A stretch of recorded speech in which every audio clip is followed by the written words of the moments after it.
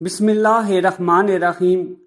لڑکا اور لڑکی کے بالغ ہو جانے کے بعد قبول ہے کہ مخصوص الفاظ کے ذریعے ان کے درمیان ہمیشہ ہمیشہ کا ایک تعلق قائم ہو جاتا ہے، اور اس تعلق کو میاں بیوی کا نام دیا جاتا ہے۔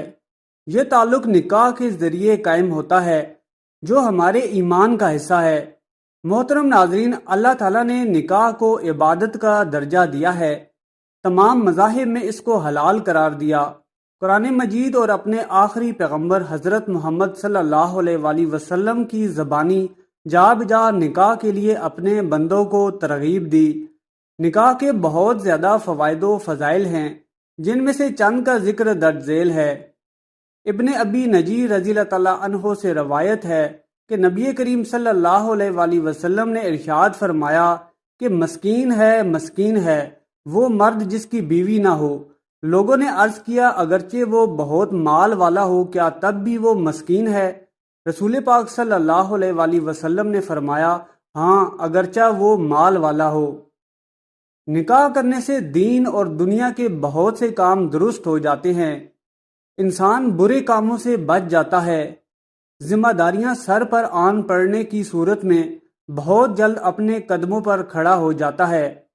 رسول پاک صلی اللہ علیہ وآلہ وسلم کا ارشاد ہے، اے جوانوں، تمہیں نکاح کر لینا چاہیے، کیونکہ یہ نکاح کو زیادہ جھکانے والا اور شرمگاہ کی زیادہ حفاظت کرنے والا ہے، اور جو اس کی طاقت نہ رکھے وہ روزے رکھے۔ کھانا کھانے سے جسم میں بلڈ سرکولیشن تیز ہوتی ہے، جس کی وجہ سے حرارت پیدا ہوتی ہے اور شہوت کا جذبہ ابھرتا ہے۔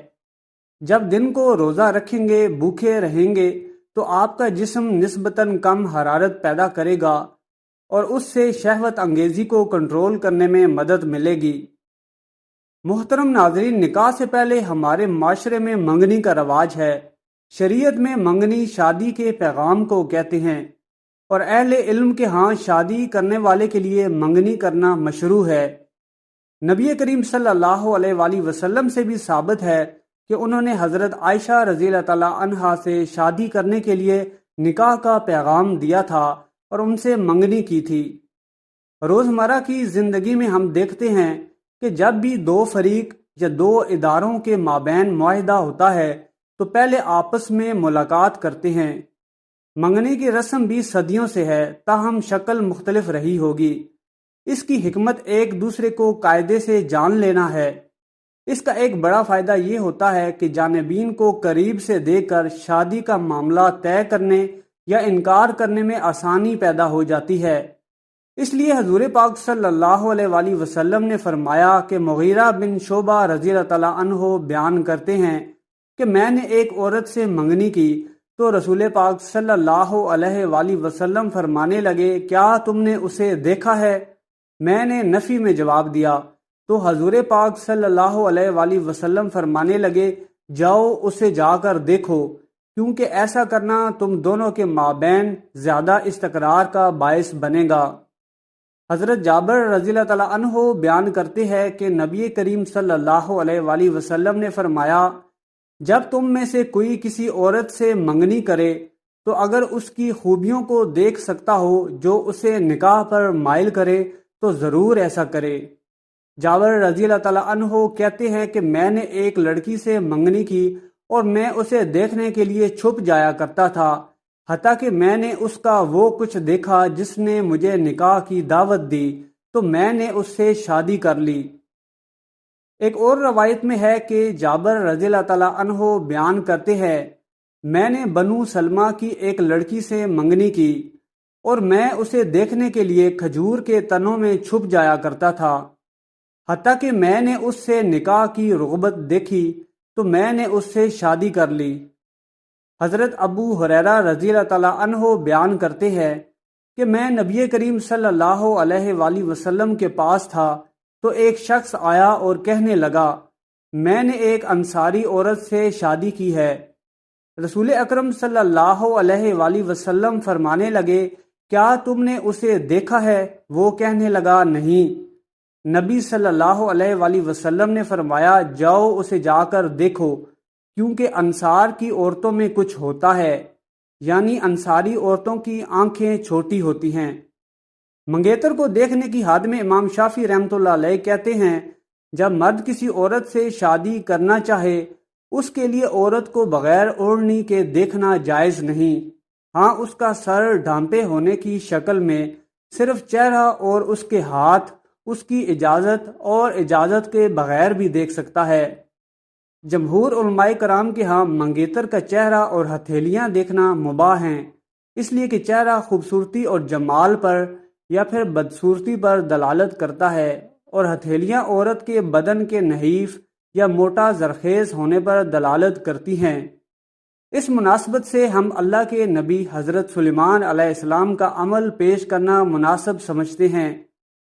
چونکہ آپ نے بلقیس سے نکاح کا ارادہ کیا، اس لیے اس کی پنڈلیوں کو دیکھنے کے لیے آپ نے محل تعمیر کیا، کیونکہ بلقیس کے بارے میں مشہور تھا کہ ان کی پنڈلیاں گھوڑوں جیسی ہیں۔ بلقیس نے اس محل کے فرش کو دیکھا تو یہ سمجھا کہ پانی ہے، اس لیے اس نے پانچے چڑھا لیے۔ اللہ کے برگزیدہ نبی نے اس کی پنڈلیاں دیکھ لیں تو پھر اس سے نکاح فرمایا۔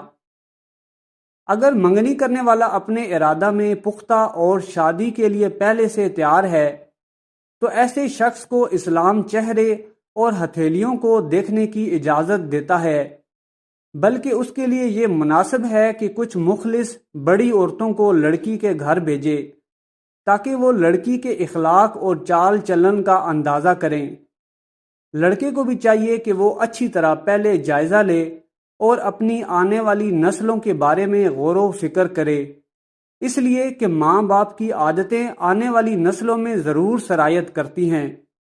انس بن مالک رضی اللہ تعالیٰ عنہ بیان کرتے ہیں کہ نبی پاک صلی اللہ علیہ وآلہ وسلم نے ایک عورت سے شادی کرنا چاہی تو ایک عورت کو اسے دیکھنے کے لیے بھیجا اور اسے کہنے لگے اس کے اگلے دانت سونگھنا اور اس کی ایڑیوں کے اوپر والے حصے کو دیکھنا۔ حضرت موکل بن یسار رضی اللہ تعالیٰ عنہ بیان فرماتے ہیں کہ ایک آدمی نے رسول اللہ صلی اللہ علیہ وآلہ وسلم کے پاس آ کر کہا، مجھے ایک عورت ملی ہے جو حسب اور مرتبہ والی ہے لیکن اس سے بچے نہیں ہوتے، کیا میں اس سے شادی کر لوں؟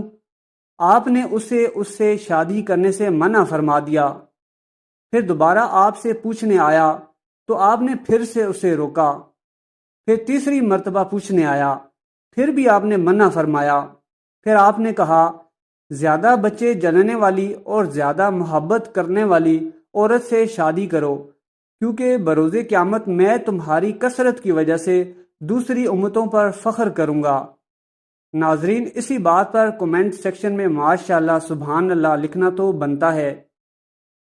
علماء کرام بیان فرماتے ہیں کہ اس صحابی کو اس عورت کا علم بائیں طور پر ہوا ہوگا کہ اسے یا تو حیض نہیں آتا تھا یا جس شوہر کے پاس تھی وہاں اس سے بچہ ہی پیدا نہیں ہوا، اور حضور پاک صلی اللہ علیہ وآلہ وسلم نے فرمایا اس عورت سے شادی کرو جو زیادہ بچے جننے والی ہو، اور شوہر سے زیادہ محبت کرنے والی عورت کا اندازہ اس کی ماں یا اس کی ماں کی ماں کو دیکھ کر لگایا جا سکتا ہے، اور یہ چیز جانوروں میں بھی دیکھی جاتی ہے۔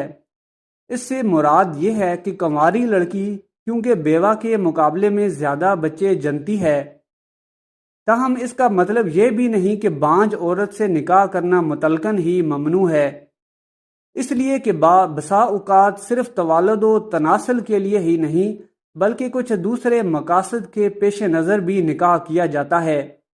چنانچہ ایسی صورت میں نکاح کرنا نہ صرف جائز ہے بلکہ پسندیدہ بھی ہے۔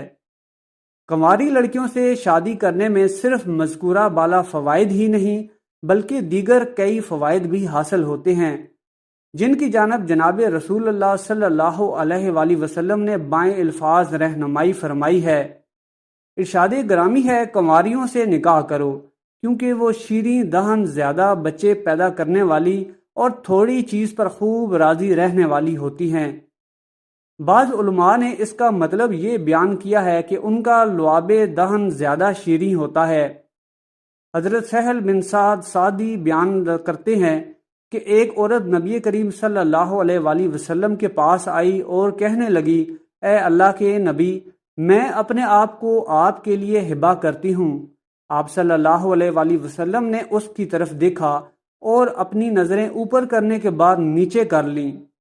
جب عورت نے دیکھا کہ نبی پاک صلی اللہ علیہ وآلہ وسلم نے کوئی فیصلہ نہیں فرمایا تو وہ بیٹھ گئی۔ صحابہ کرام میں سے ایک صحابی کھڑے ہوئے اور کہنے لگے، اے اللہ تعالیٰ کے رسول صلی اللہ علیہ وآلہ وسلم، اگر آپ کو اس عورت کی کوئی ضرورت نہیں تو اس کی مجھ سے شادی کر دیں۔ رسول پاک صلی اللہ علیہ وآلہ وسلم نے فرمایا، تیرے پاس کچھ ہے؟ اور صحابی نے جواب دیا، اے اللہ کے رسول، میرے پاس کچھ نہیں۔ آپ صلی اللہ علیہ وآلہ وسلم نے فرمایا، جاؤ اپنے گھر والوں کے پاس، دیکھو ہو سکتا ہے کچھ مل جائے۔ وہ صحابی گئے اور واپس آ کر کہنے لگے، اللہ کی قسم مجھے کچھ بھی نہیں ملا۔ نبی پاک صلی اللہ علیہ وآلہ وسلم نے فرمایا، دیکھو اگر لوہے کی انگوٹھی ہی مل جائے۔